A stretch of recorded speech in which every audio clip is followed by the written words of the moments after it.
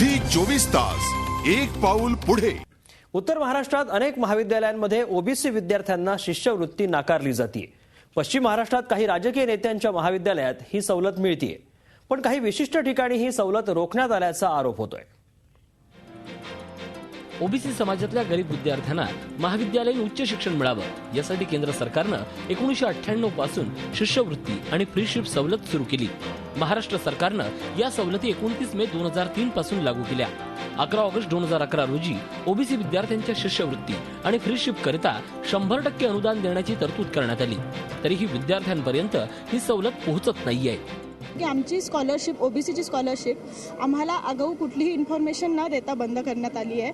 त्यामुळे बऱ्याच मुलांचं शिक्षण पुढे कंटिन्यू कसं करायचं हा प्रॉब्लेम निर्माण झाला आहे। तर आज जे आम्ही आंदोलन केलंय ते एवढ्यासाठी केलंय की आमची जी पेंडिंग फीज स्कॉलरशिप आहे ती आम्हाला मिळावी आणि आमच्या शिक्षणात कुठलाही प्रकारचा अडथळा न येता ते कंटिन्यू असावं। काही बड्या नेत्यांच्या महाविद्यालयांमध्ये ही सवलत सुरू असल्याची माहिती माहितीच्या अधिकारात समोर आली आहे। गोंदियातल्या काही विद्यार्थ्यांनी याबाबत मुंबई उच्च न्यायालयात रिट याचिका दाखल करत केंद्र आणि राज्य सरकार त्याचबरोबर समाज कल्याण विभागाला प्रतिवादी केलाय। राज्य सरकार केंद्राकडून मिळालेला निधी इतरत्र वळवत असल्याचा आरोप होतोय।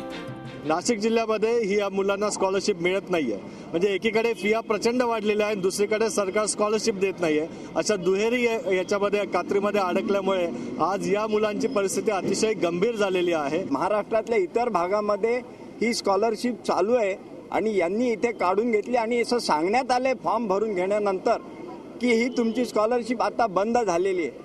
हा जो निष्काळजीपणा आणि बेजबाबदारपणा शिक्षण क्षेत्रामध्ये येत चाललेला आहे ह्याचं हे एकाच गोष्टीचं द्योतक आहे की सरकार शिक्षण आणि आरोग्यासारख्या अतिशय मूलभूत गोष्टींसाठी बेजबाबदार आहे, नेग्लिजंट आहे, इनसिन्सिअर आहे। शिष्यवृत्ती गरीब विद्यार्थ्यांना का मिळत नाहीये याचा शोध घेणं आवश्यक आहे। त्यामुळे विद्यार्थ्यांचं कल्याण आणि भ्रष्टाचारांना शिक्षा असं दोन्हीही साध्य होणार आहे। खाजगी विद्यापीठ काढून शिक्षणाचं व्यावसायिकीकरण करण्याचा प्रयत्न महाराष्ट्र सरकार एका बाजूला करतंय, तर दुसऱ्या बाजूला शिष्यवृत्ती रोखून शिक्षण घेणाऱ्या विद्यार्थ्यांची कोंडी केली जाते। त्यामुळे आता मागासवर्गीय विद्यार्थ्यांनी शिक्षण घेण्यासाठी कुणाकडे बघायचं हाच खरा प्रश्न आहे। व्हिडिओ जर्नलिस्ट सोनू भिडेसह योगेश खरे, झी 24 तास, नाशिक। झी 24 तास एक पाऊल पुढे।